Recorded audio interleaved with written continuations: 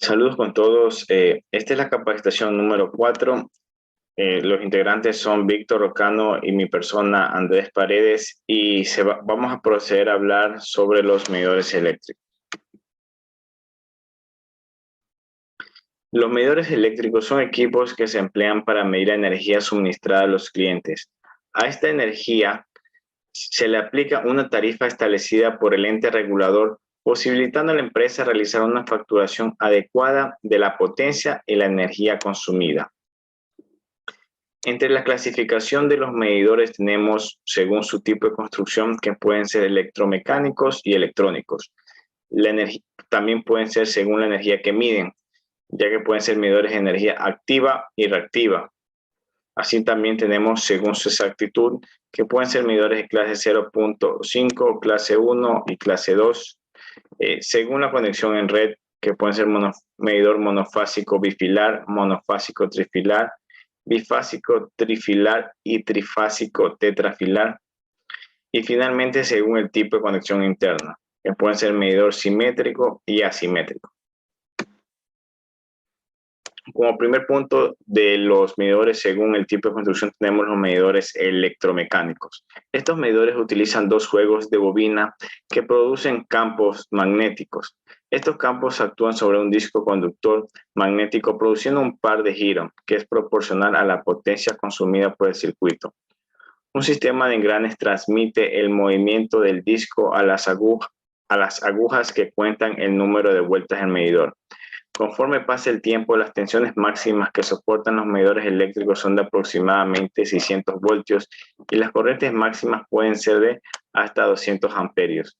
Cuando las tensiones y las corrientes exceden estos límites, se requieren transformadores de medición de tensión y de corriente. Estos medidores con una mayor frecuencia se veían años atrás, ya que estos medidores tenían movimientos mecánicos que con el pasar de los años, por las pérdidas que producen, se las han intentado quitar en todos los dispositivos. Este disco estaba en esta parte del medidor, el cual, como decía la teoría, según la fuerza magnética que se inducía en este disco, que va directamente proporcional a la potencia que consumía o que sensaba el medidor, giraba con mayor fuerza o menor fuerza. Y a su vez, este disco estaba ligado a un sistema de engranes, el cual contabilizaba cuántas vueltas daba y los mostraba en esta pantalla donde se ven estos dígitos. Seguido tenemos los medidores electrónicos.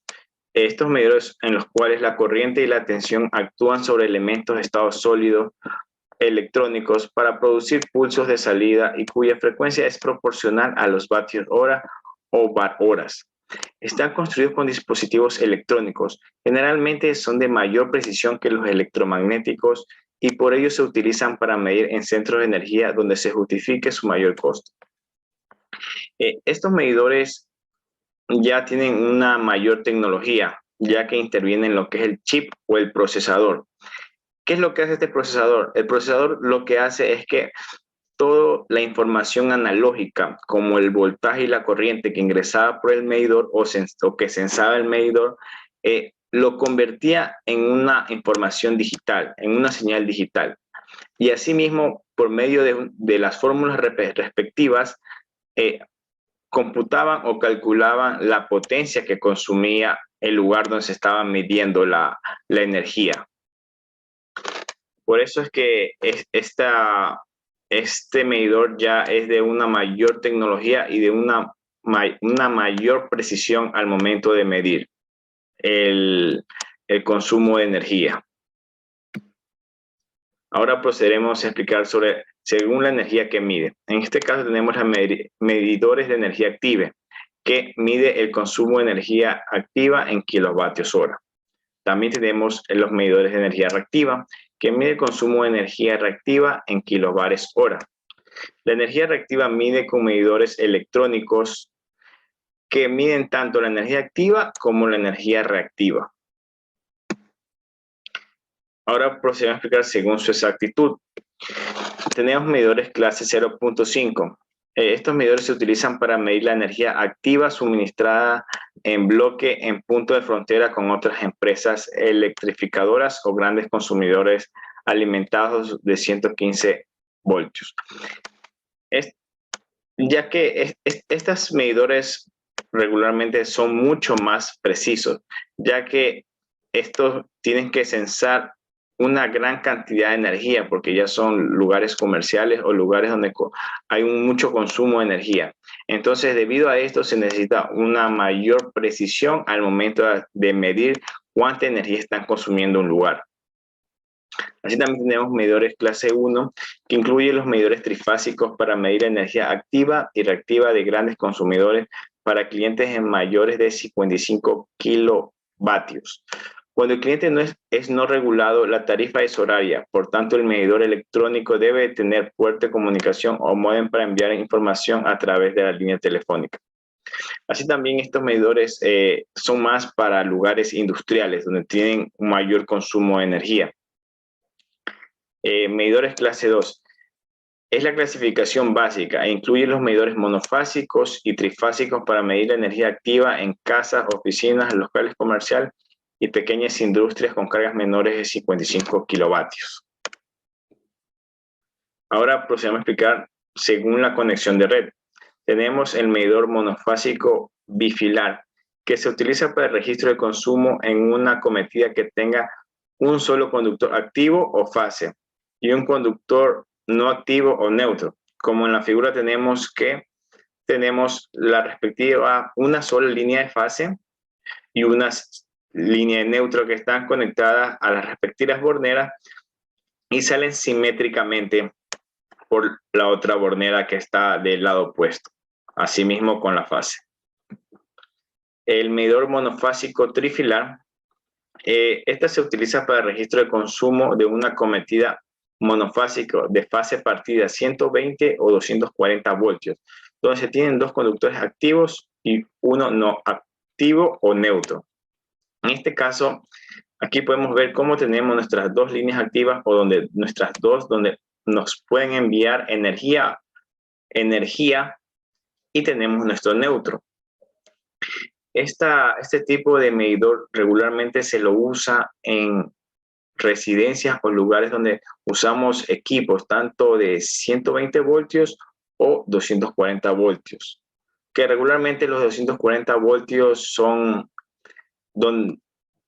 los aire acondicionados o las cocinas de inducción, y los de 120 voltios son la mayor parte que tenemos como batidoras, refrigeradoras, etc. Medidor bifásico trifilar. Aquí tenemos que se utiliza para el registro del consumo de energía de una acometida en baja tensión de dos fases y 3 hilos alimentadas de la red de baja tensión de distribución trifásica. Y también esta configuración del medidor tenemos dos fases y un neutro. Y tenemos el medidor trifásico tetrafilar, que se utiliza para el consumo de energía en una acometida trifásica en baja tensión de 3 fases y 4 hilos. Aquí, como podemos ver, tenemos las 3 fases y nuestro neutro 4 hilos. Este medidor por lo regular se lo usa en lugares industriales donde tienen equipos trifásicos. O sea, requieren 3 fases para poder funcionar. Y finalmente tenemos según el tipo de conexión interna. Aquí existen dos tipos de conexión, que son las asimétricas y simétricas. Aquí en la figura podemos ver un medidor monofásico bifilar, con la diferencia que aquí está en el tipo simétrico y aquí en el tipo asimétrico. Como podemos ver, aquí tienen unas conexiones, por así decir, y valga la redundancia, con una mayor simetría o igualdad en cuanto a las conexiones con las borneras. En cambio, en las asimétricos tienen este tipo de configuración. Y eso sería en cuanto a los tipos de medidores. A continuación, mi compañero Víctor Ocano va a proceder a continuar con la exposición.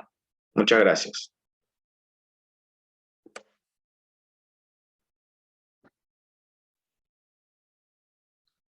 Hola, mi nombre es Víctor Rocano y a continuación voy a comenzar a explicar los componentes de un medidor. Más que componentes de un medidor, internamente también tenemos que ver qué es lo que le complementa al medidor. Por ejemplo, ya tenemos la cometida, la caja, el tablero de medidor, las tuberías, el breaker. Eso vamos a ir detallando mediante la exposición. Como podemos ver al principio, en nuestra exposición, tenemos aquí nuestra primera generación de medidores. Este vendría a ser un medidor tipo electromecánico, porque forma partes eléctricas y un mecanismo de engranajes, el cual me permite, mediante este giro de disco, eh, archivar aquí información y ir ajustando, digamos, los valores que se están consumiendo consumiendo energía. Como vemos aquí dice kilovatios horas. Esta unidad de kilovatios horas vendría a ser el trabajo. Unidades de trabajo se calculan por la potencia, que sería kilovatios, y horas, que son el tiempo que se está consumiendo esa potencia. Entonces, un ejemplo así de un trabajo es como que una persona realiza cierta potencia, digamos 30 vatios por una hora, o sea, levantar, digamos, pesas de 30 vatios, ya sea multiplicando lo que sea, la velocidad, pero ¿por cuánto tiempo lo está realizando? Entonces, eso vendría a ser el trabajo que se realizó realizando ese ejercicio. Igualmente, ¿qué sería un medidor? Aquí tenemos, en cambio, que calcular cuánto trabajo se realizó debido a la energía consumida de la red eléctrica. ¿Ok? Como podemos apreciar también aquí, vamos a hacer un pequeño ampliación. Este vendría a ser un medidor ya, pero este medidor sería un medidor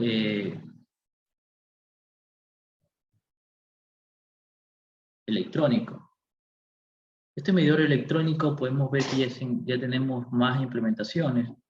Como vemos aquí, ya no tenemos el disco que se está girando para saber cuánta cantidad de energía estamos consumiendo, sino que tenemos ya los parpadeos de los LED. Por ejemplo, por cada mil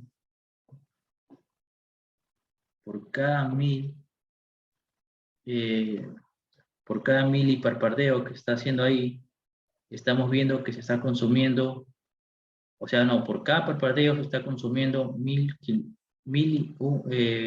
kilovatio, por lo que vemos aquí, 1000 kilovatios. Y aquí vemos el otro LED que vendría a ser, digamos, las marchas, o sea, cuando me está indicando que hay tensión en el medidor. Se puede dar el caso que no hay energía eléctrica y este LED de aquí esté apagado. Este que ubica aquí esté apagado, entonces ya sabemos que hay una falla, no parte de la instalación interna, sino de la instalación externa. Vemos aquí que tenemos la ubicación, las conexiones de las amperométricas, que son de las dos líneas, y nuestra voltométrica, que se ubica para medir la tensión de las dos líneas. Esto vamos a explicarlo más a continuación. Pero antes de entrarnos en la parte de detalles de que compone un medidor internamente, tenemos que ver los que le complementan. Por eso vamos a ubicarnos en nuestras láminas de aquí, que vendría a ser nuestra parte de acometida. Por ejemplo, aquí tenemos nuestro poste, que tenemos aquí nuestros aisladores, y viene nuestra acometida a 3 hilos. Llegando aquí se es retenida por un retenedor, que sería un pedazo de alambre de acero, cable de acero, que sujeta firmemente a la parte del neutro que viene desnudo aquí, que sería en la parte de aquí, lo sujeta y lo tiembla. De tal manera que si es un medidor el cual está al otro lado, el poste se ubica al otro lado de la calle, esta es la altura mínima que tiene que tener nuestro acometida, o sea, la colgante, de 5.5 metros.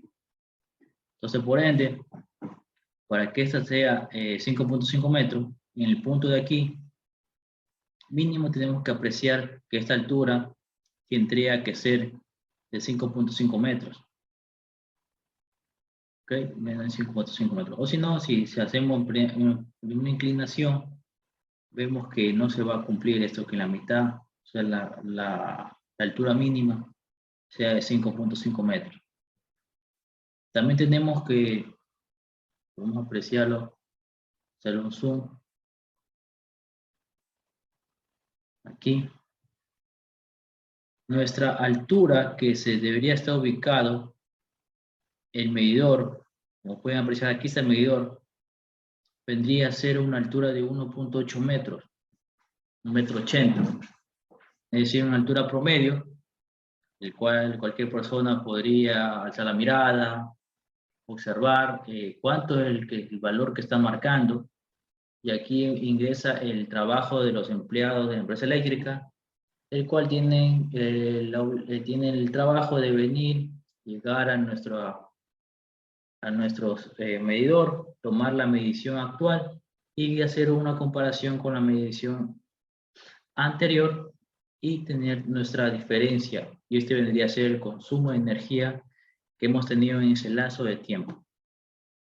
Y por lo cual vamos a hacer ese consumo de energía, se va a multiplicar por el precio por unidad de energía que se está evaluando. También tenemos acá, vamos a apreciar el número 10, vendría a ser con nuestro techo para la protección contra aguas y lluvia. Vamos a ver acá arriba, está el número 10, nuestro gráfico también número 10. Aquí un punto esencial también sería nuestro reversible, que sería el punto número 1. Reversible, claro. Reversible vendría a ser una parte de una entrada indirecta del cable, dado que se ubica en forma así de una cobra, la analogía, pero es más o menos así, de tal manera que los cables ingresan por la parte de abajo, el cual impide que ingrese el agua por mediante el cable, dado que si se ubica en forma de un tubo, el cable cae directamente, las gotas de agua van a recorrer todo el recorrido del cable, entonces ingresarían a esta parte de los medidores y podrían causar problemas en las conexiones. A continuación podremos apreciar ese punto, y especialmente son en las bases socket, que se oxidan, se sulfatan, hay malas conexiones. Por eso es necesario un reversible y que el cable esté ingresando por la parte de abajo, para que de manera, por gravedad, las gotas ya no ingresan, sino que caen. Y este techo lo cubre estas gotas, o sea, cualquier gota que esté en el ambiente. Podemos también apreciar que este medidor se está ubicado en la parte del cercado, el cerramiento de nuestra vivienda. No puede ser ubicado en una parte que no sea de fácil acceso para el personal de la empresa eléctrica, para su revisión, para su cobro, o para un corte de energía o restauración de energía. O sea, aquí tenemos algo más detallado. Podemos ver que en el punto número 5 tenemos nuestros conectores que están aquí. Este vendría a ser un conector tipo rosca. Para esta clase de medidor tenemos una tubería de pulgada 1/4, metálica, rígida. Aquí podemos apreciar mejor forma el reversible que le había dicho, el 1, y nuestro cable que está ingresando así en forma de una bajante. Si ingresa así recto, podría ocasionar el problema que está ingresando agua al medidor. ¿Ok? Y tenemos nuestro punto 8, ¿Qué tenemos acá? Los breques, nuestro disyuntor principal de la vivienda. En una casa residencial, el breque máximo que se puede colocar es de 125 amperios, dado que la empresa eléctrica conecta un cable a 3 hilos, número 6. En lo mejor de sus casos sería que conecten con cable cobre, pero no lo saben hacer así. Por abaratar costo, ellos utilizan el cable de aluminio. Entonces, el consumo de energía ya no vendría a ser 125 amperios, sino estaremos hablando de un consumo de 100 amperios por ser un cable de aluminio. Entonces, eso también hay que tener en cuenta al momento de solicitar el tipo de acometida que necesitamos para nuestra vivienda, porque eso es lo que tenemos que hacer, solicitar una acometida, y tenemos que especificar qué tipo de acometida vamos a utilizar, depende del consumo que tenga nuestra vivienda. Bueno, aquí ya tenemos, digamos, es cuando yo estoy ubicado,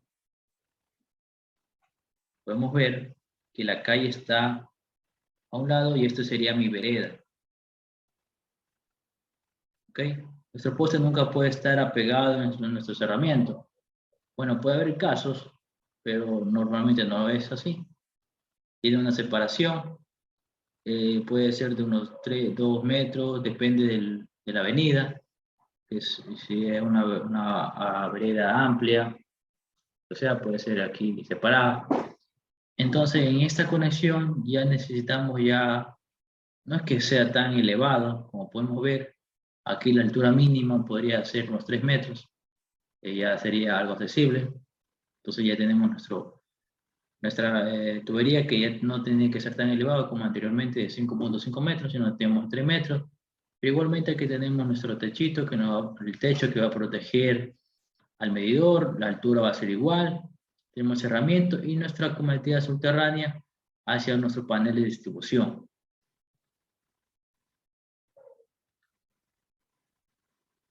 Algo que no me olvidé de indicarlo anteriormente es esta parte que dice sello de seguridad.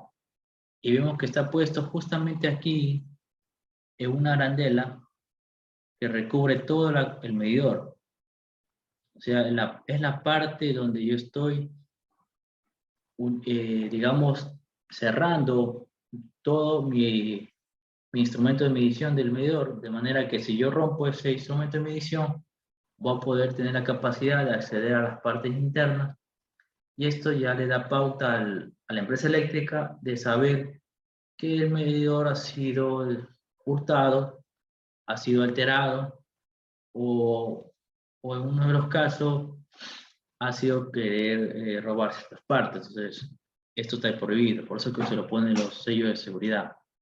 Pero en un caso fortuito que se haya necesitado abrir ese sello, romper ese sello, en estos casos podría darse, ya que necesitamos cambiar una base Soccer, entonces de ley necesitamos romper ese sello para poder sacar el medidor, y ya se tendría que notificar a la empresa eléctrica por qué se ha hecho ese romper el sello, hablar con ellos y que ellos vengan a evaluar el caso y se pueda procesar debidamente cuál sería la penalidad o cuál sería la solución a ese problema. ¿Ok? Seguimos. Número 3, estamos hablando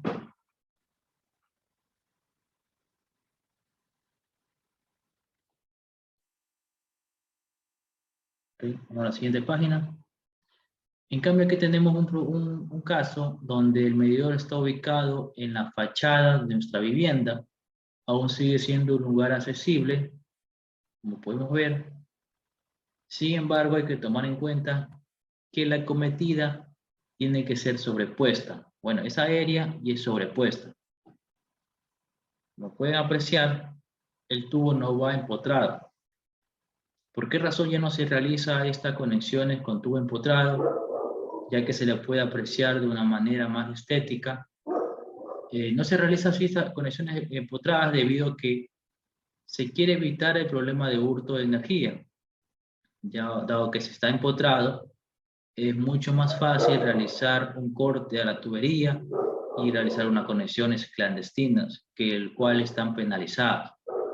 Si se logra detectar, podría ocasionar de una pena mínima de valor económico o una pena mucho más grave que sería el de un corte indefinido de energía eléctrica, y el cual no se podría aplicar energía a la casa por mediante este tipo de hurto que se ha detectado.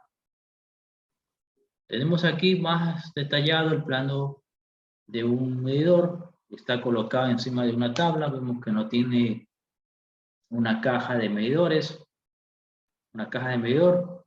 Simplemente está puesto en una tabla. Se puede admitirlo siempre y cuando sea, digamos, una zona, como vemos acá.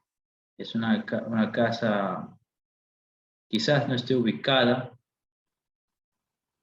acometida en un sitio para medición ocasional. O sea, es una casa de campo, una casa donde no está en la zona rural. Servicio ocasional significa que es un servicio que va a ser por momento, o sea, no va a ser un siempre. Puede ser también cuando se esté ejecutando una construcción. Se puede aceptar ese tipo de instalación, que sería mediante una tabla, y se puede colocar la base socket. Y en nuestra base Soccer tenemos también que ver las partes. Por ejemplo, aquí tenemos nuestras 4 vinchas, 1, 2, 3, 4 vinchas, y nuestro terminal que nos permite conectar la línea, perdón, nuestro terminal del medio que nos permite conectar el neutro. Pero aparte de conexión del neutro, tenemos que ingresar un cable que nos permita estar conectando la tierra. ¿Sí? Cuando es una acometida trifásica a 3 hilos, tenemos 2 líneas, el cual va a ser ubicada aquí y acá, en las 2 primeros terminales. Y nuestro neutro en el medio. Ya. Y nuestro medidor vendría prácticamente a engancharse en estos 4 terminales. ¿Ok? Seguimos. Tenemos aquí, en cambio, una acometida subterránea. Como podemos ver, este es, digamos, un plano para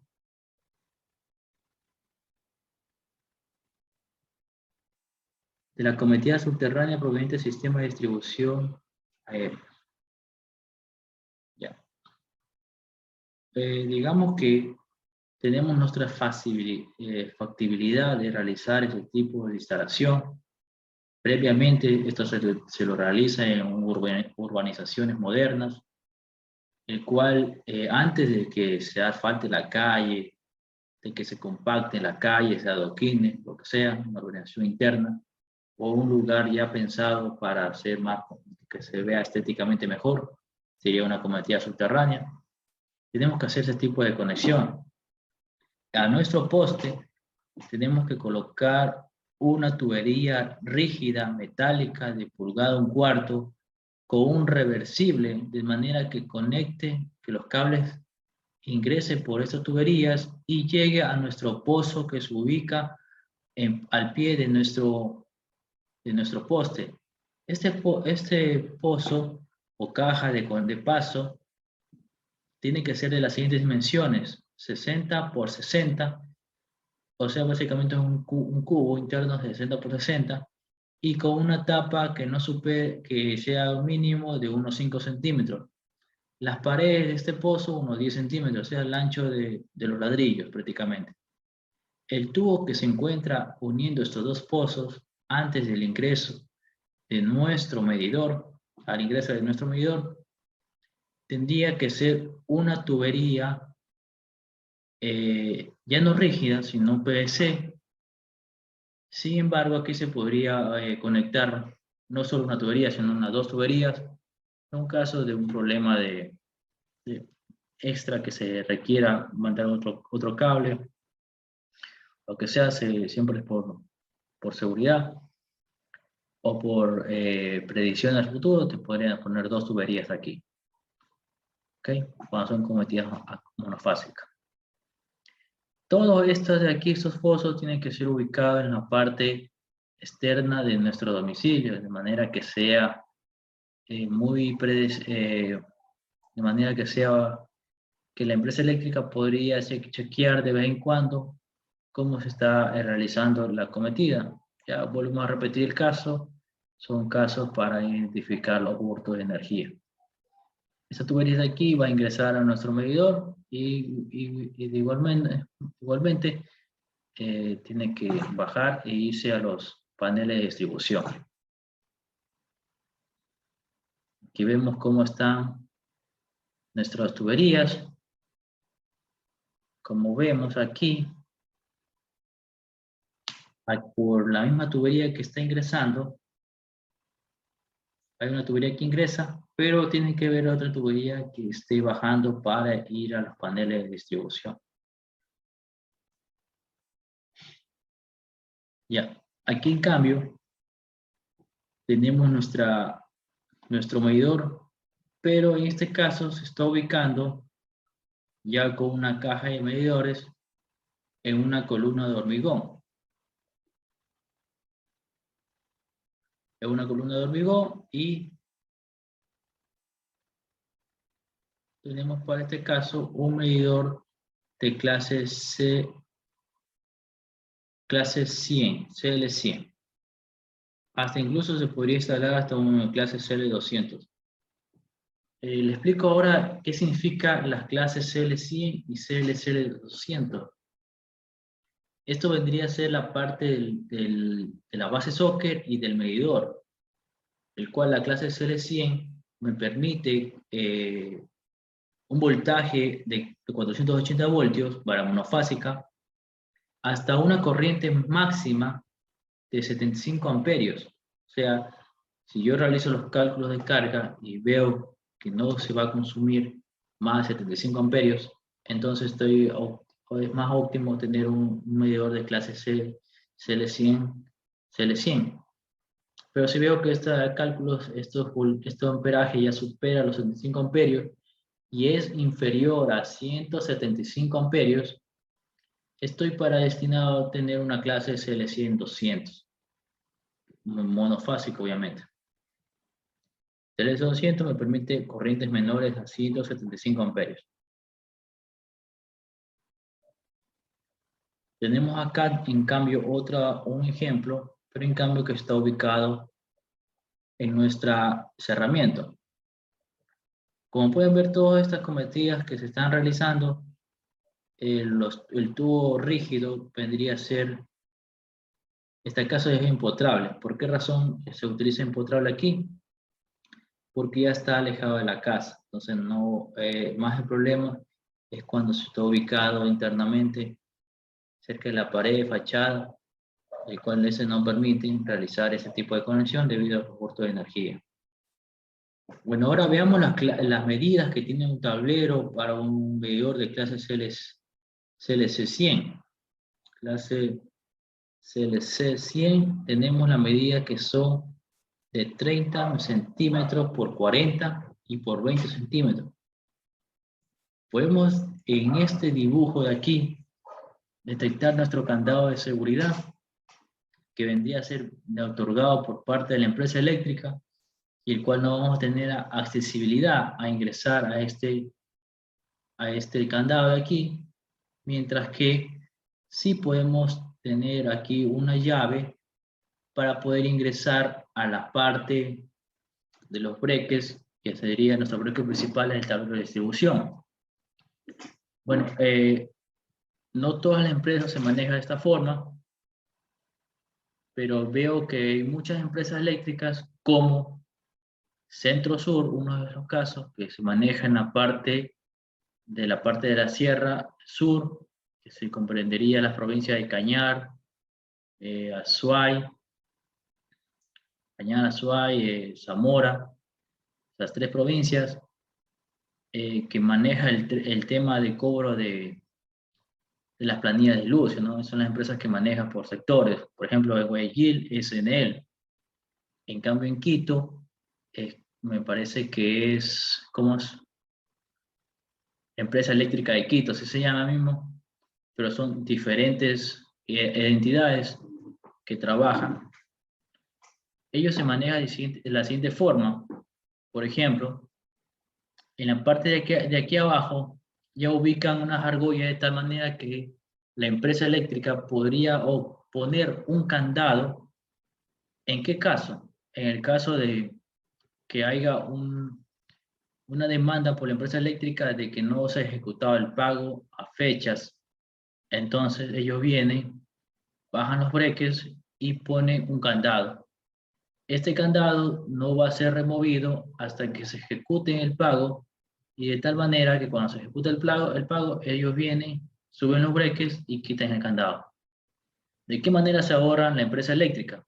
Primero, se ahorra en personal, se ahorra en seguridad, en las dos cosas. ¿Por qué en personal? Porque antes, ¿qué tenían que hacer? Subirse a los postes, cortar los cables, en caso más crítico, llevarse el cable, y en tiempo, el llevar personal para que realice ese trabajo, en vez de ejecutar unos 2 minutos, 1 minuto que le tome a un solo usuario, un solo trabajador, que venga y ejecute ese labor, venir, bajar breques y poner candado. Algo más sencillo que se está ejecutando ahora en la práctica. ¿Claro? Pero obviamente internamente el medidor también tiene otro seguro. Ya debidamente, este candado a veces lo sabe poner una empresa eléctrica o a veces no. Entonces, internamente también tiene un seguro, como lo habíamos visto anteriormente. El seguro se ubica aquí. Si lo puede apreciar, este de aquí. Este seguro siempre tiene un medidor.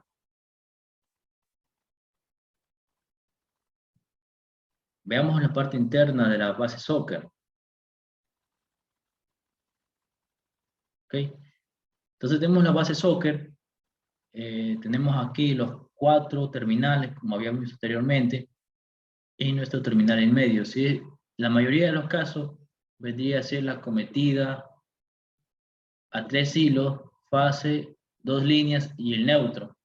Entonces el neutro cae aquí y la tierra vendría a ser conexionado acá.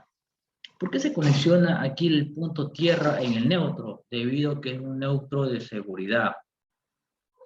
¿Okay? Es un neutro de seguridad, dado que en un caso ocurre una interrupción del neutro principal, tenemos nuestro neutro auxiliar, que sería la conexión tierra, para que nuestro sistema funcione adecuadamente, dado que si ya no hay ese neutro auxiliar, nuestros aparatos bien se conexionan en serie y se aplicarían voltajes indebidos y dañarían el funcionamiento y dañarían los aparatos.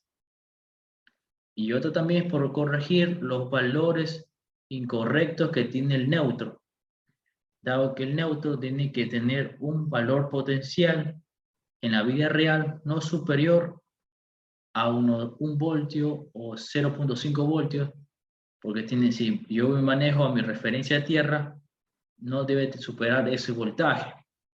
Existen problemas que el neutro en medición con la tierra tiene que tener 0 voltios, o sea, la diferencia potencial es el mismo conductor. Entonces, aquí se corrige eso con una conexión directa a tierra.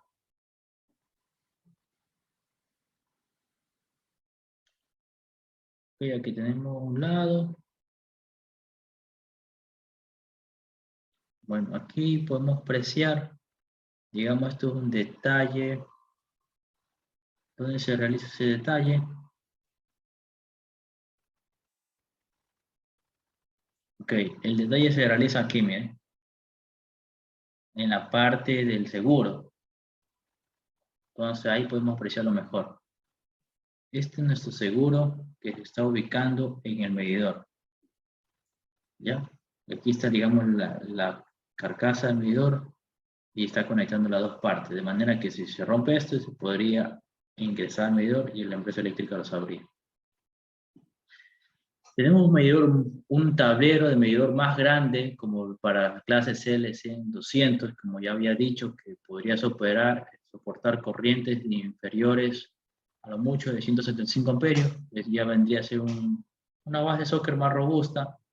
Pues necesitamos un tablero más grande, como en este caso ya vendría a ser un tablero de 70 centímetros de alto, 30 de ancho y 30 de largo.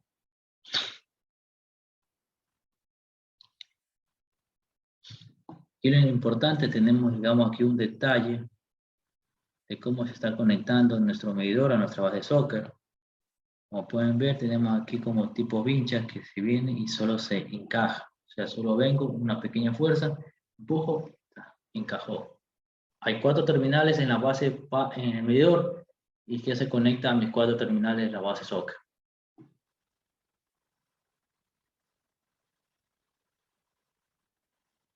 También podemos tener esta central de medidores. ¿Cómo se compone una central de medidores? Tendríamos nuestro primer medidor, nuestra protección general de los medidores, o sea, de toda la instalación, que en este caso podría ser a lo mucho de 125 amperios, en caso si es residencial, pero si es una construcción, una instalación ya no residencial, podemos tener, digamos, en el industrial, puede superar hasta los, sería 125 amperios, hasta los 15 kilovatios, hasta los 250 amperios, para baja tensión de 240 voltios. Entonces, si ya supera eso, ya necesitamos un transformador y todo lo demás. Entonces ya superamos la tarifa básica, que son los 35 kilovatios conectados a instalación para residencial. O sea, ya tendría que hacer un estudio de transformadores. Sería un curso aparte.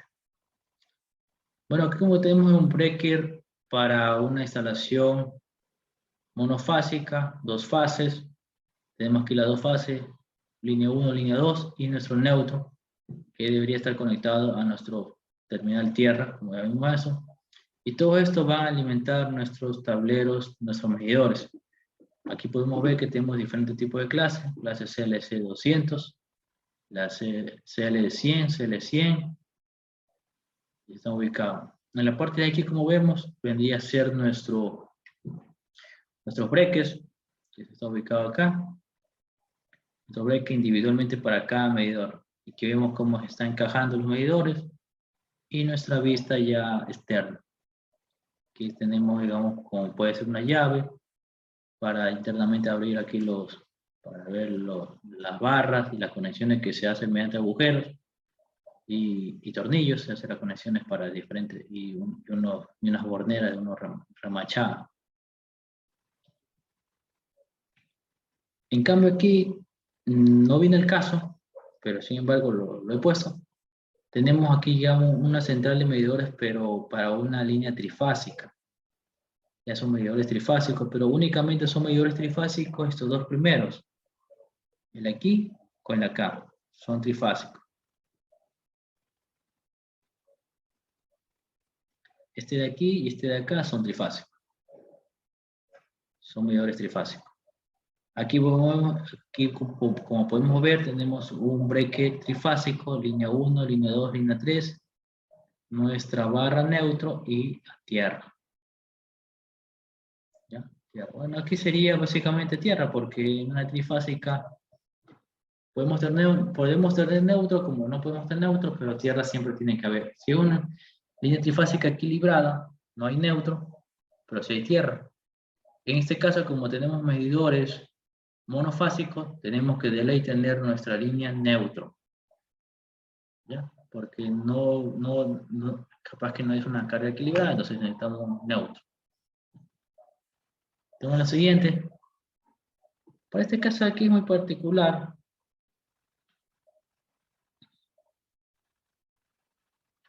Dado que les voy a explicar una aplicación que se ejecuta mucho.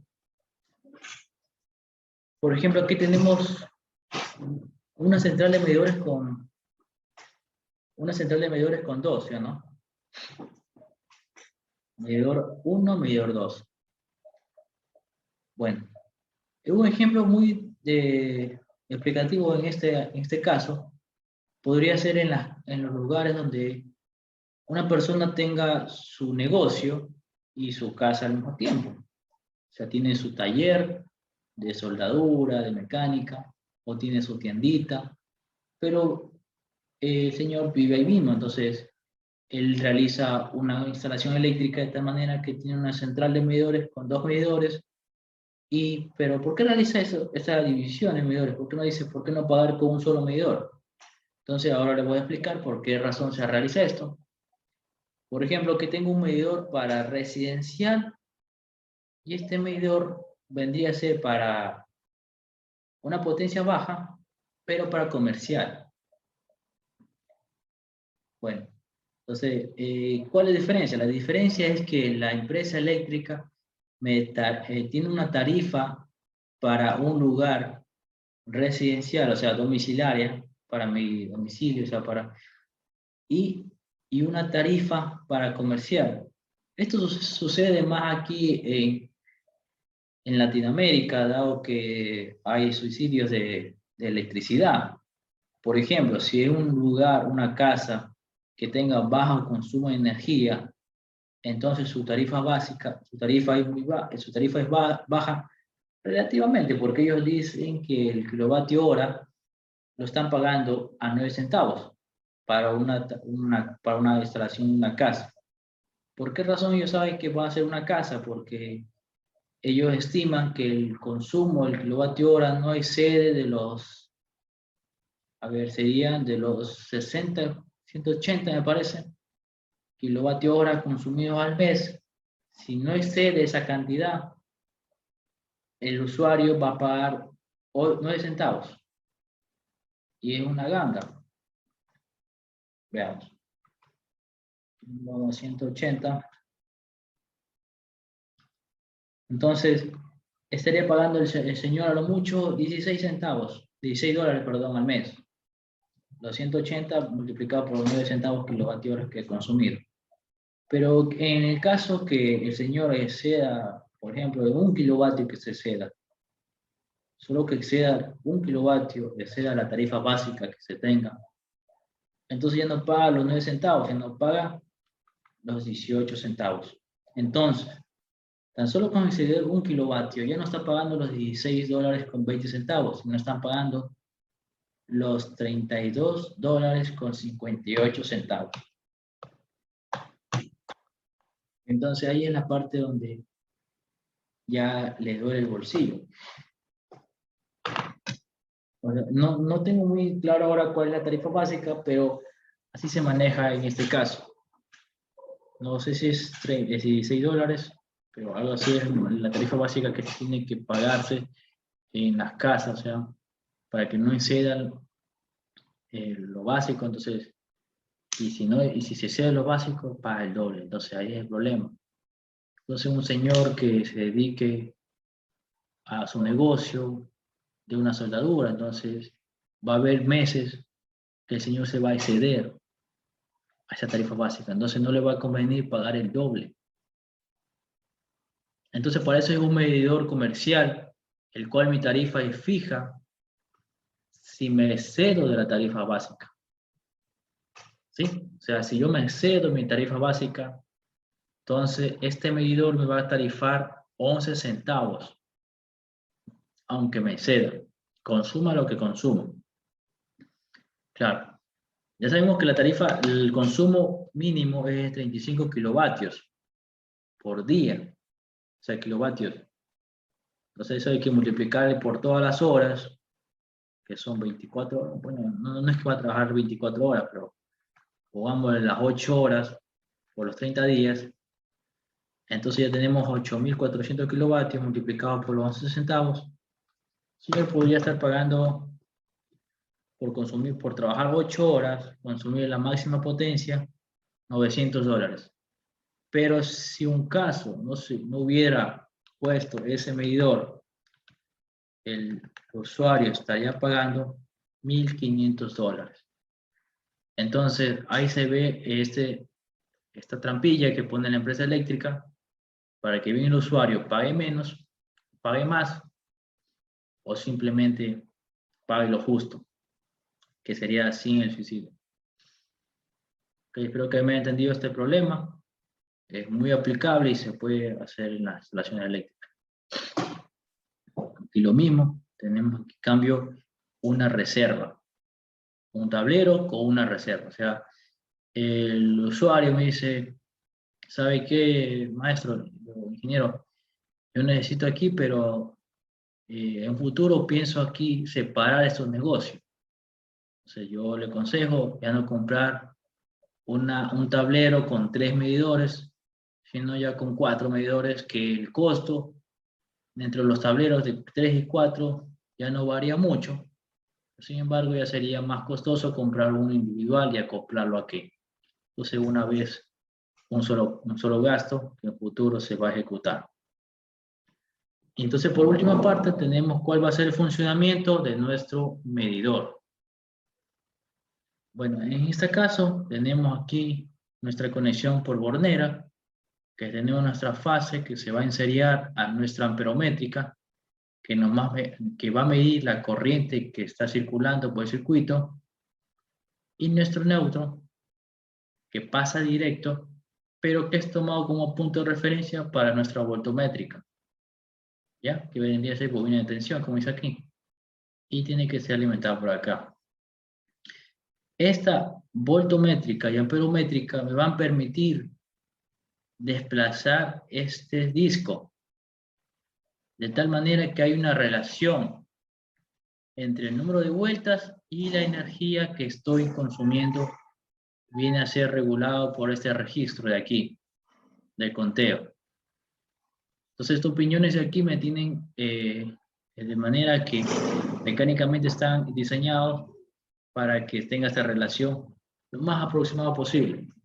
Estos medidores no son muy precisos, una. Y otra, debido a que tienen parte mecánica, engranajes, todo eso, su deterioro a lo largo del tiempo vendría a ocasionar errores en la medición, ya sea a favor del usuario o en contra del usuario.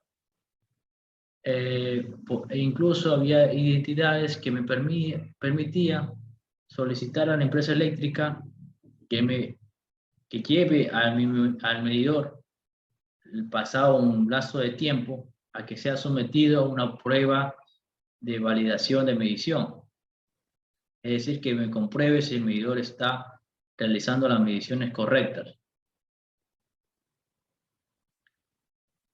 Bueno, tenemos aquí también el mismo esquema, pero ya he explicado más circuitalmente. Por ejemplo, aquí tenemos nuestro voltaje de entrada, nuestra amperométrica, serie. Bueno, esta acá es nuestra amperométrica, en serie, y nuestra voltométrica que toma el voltaje de entrada, ¿sí ve? El cual crea el campo magnético. Este también crea el campo magnético, pero este de aquí me permite vencer la inercia que tengo aquí en este imán permanente.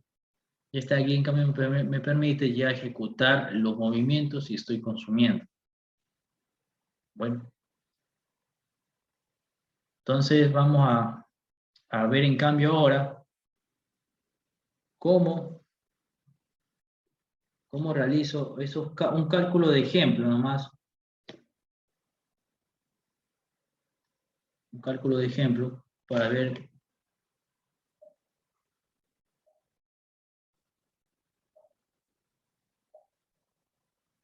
Vamos a salir de aquí en modo compartido.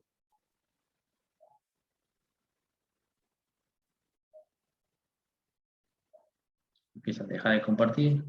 Y veamos aquí conectando la pizarra.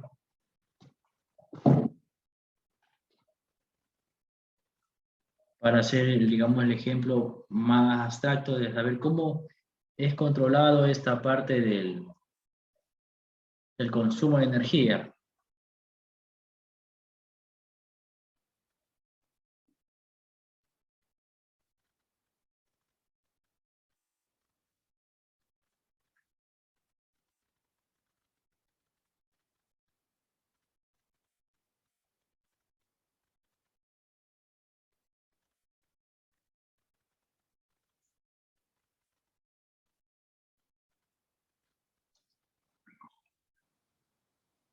Bueno, ahora sí, solucionando el problema de la pizarra, voy a comenzar a realizar un pequeño ejercicio para que puedan ustedes apreciar cómo es el que realiza la medición el medidor, cuáles son sus componentes internos, y voy a compartir la pantalla ahora.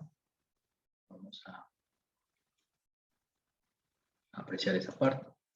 Entonces tenemos aquí nuestro medidor, dibujemos nuestra base soccer, tendría nuestras primeras terminales, nuestras pinchas, como decir, que tienen una apertura, el cual va a ser que esté encajada. Nuestras vinchas aquí están colocadas encima de un plástico. Este plástico es muy aislante. Y internamente estas vinchas tienen nuestros conectadas las borneras, que sería un perno. ¿Ya? Y que están conectadas, digamos, los tornillos a que pueden ser conectados. ¿Okay? En medio de eso tenemos nuestro perno para conexión en neutro. Entonces, ¿qué hacemos la conexión? Entonces, venimos, tenemos línea 1, conectamos aquí, línea 2, conectamos acá, y nuestro neutro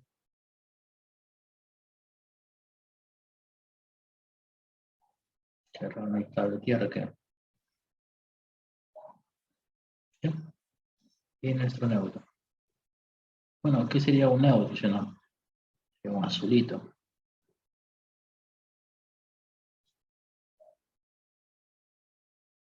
¿Okay? Este sería nuestro neutro. Entonces, internamente lo que está, entonces la base soca vendría a ser toda esta parte, fabricada así. Pues tendríamos nosotros la base socket, que está precisamente está conectado a todo esto. Para hacer todas las conexiones más posteriores y seguridad, tenemos que conectar aquí nuestro terminal tierra, que vendría a ser nuestro, como dije anteriormente, nuestro neutro de emergencia, de repente una falla del neutro principal. Y posteriormente, o sea, aquí tenemos ya que conectar nuestros breakers, sale y se conecta a los breakers. Un breaker doble para nuestro tablero que va a ser llevado para el tablero principal. Y el neutro vendría a pasar directo sin entrar y también se va al tablero. Entonces van dos líneas, aquí van dos líneas y el neutro. Tres cables igualmente para nuestro tablero. ¿Qué sucede internamente en este medidor? Entonces lo que tenemos es lo siguiente. Nuestro medidor, visto en la parte de atrás, tenemos así las vinchitas que se van a empotrar en esas otras vinchas y vamos a tener que en sentido vertical tenemos nuestras amperométricas y en sentido horizontal tenemos nuestra voltométrica. Nuestra amperométrica van a medir las corrientes que están circulando por las líneas y la voltométrica va a medir el voltaje aplicado al medidor. Y eso es lo que viene y encaja directamente aquí. Podemos apreciar así de esta forma. Tenemos nuestro medidor. Y viene esto, encaja acá y encaja acá. En los 4. O sea, aquí sería para el terminal 1, terminal 2, 3 y 4. Como vemos en forma de aquí arriba, 1, 2, 3 y 4. ¿Ya? Es un cálculo muy sencillo. Es un ejemplo que tengamos una plancha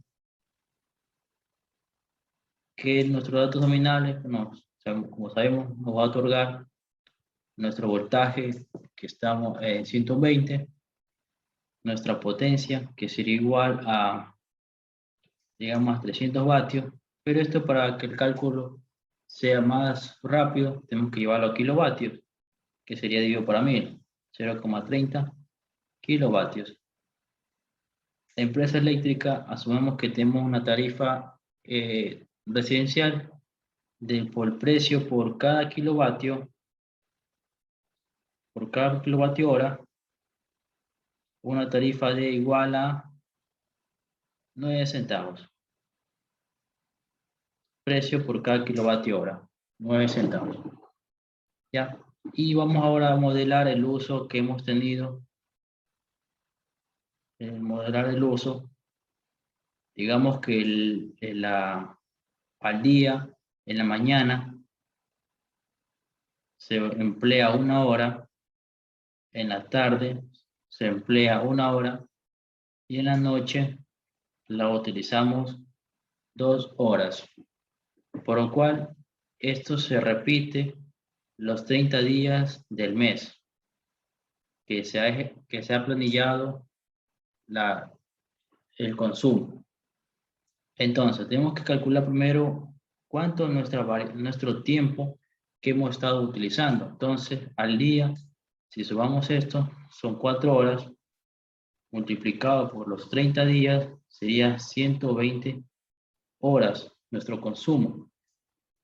Entonces, si vamos a calcular cuál es el trabajo que hemos realizado con la plancha, sería la potencia de nuestra plancha por nuestra variedad de tiempo, que sería nuestro 0,3 kilovatios, lo voy a multiplicar por mis 120 horas, y esto me está dando 12 por 3, 26, ¿no?